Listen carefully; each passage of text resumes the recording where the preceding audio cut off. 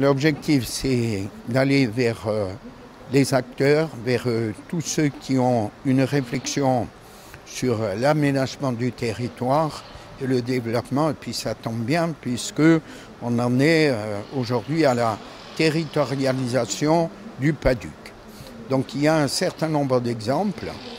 à la fois sur des écoquartiers, sur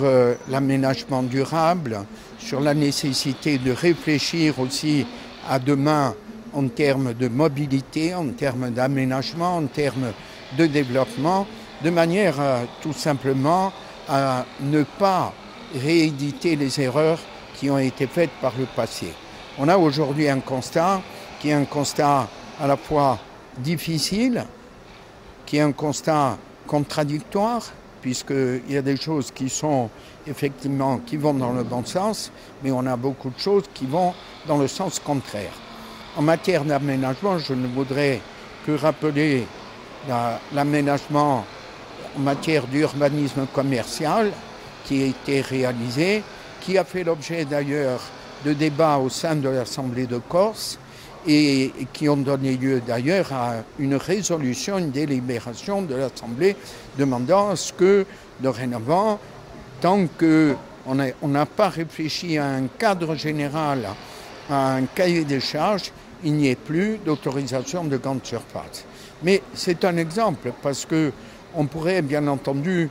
prendre en compte aussi le routier, aussi le fait qu'il y a des niveaux de déséquilibre non seulement entre le rural et l'urbain, mais aussi au sein des villes, puisque aujourd'hui il y a des décisions qui sont prises sur les cœurs des villes, et pour preuve, les cœurs de ville sont aujourd'hui désertifiés, et donc il y a, comme les cœurs de village, comme les villages de souche, il y a à agir sur ces déséquilibres. C'est un séminaire, donc il faut resituer les choses là où elles sont. Il y a eu une volonté à la fois de l'État, mais aussi de l'exécutif, à travers ma personne et ce que je représente au sein de l'Agence de l'urbanisme et de l'énergie, de vouloir essayer de commencer à envisager des solutions pérennes pour qu'il y ait un avenir meilleur et pour qu'on n'ait plus à déplorer certains constats. Le sens de ce séminaire, c'est effectivement de sensibiliser les maires sur les projets de territoire et sur l'aménagement durable des villes et villages. Et avec l'apport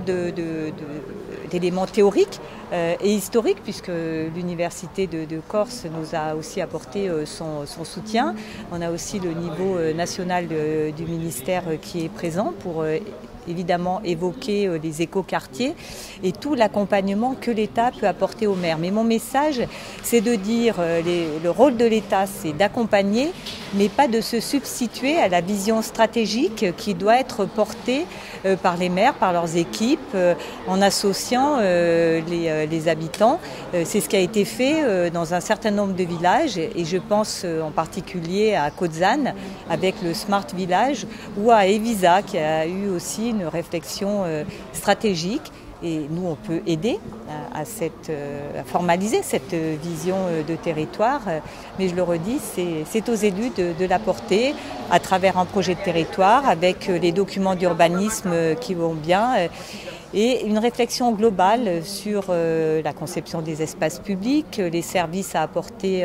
à la population, avec bien sûr tous ces éléments de modernité et d'attente aux besoins nouveaux des habitants qui viennent aussi s'installer dans les villages.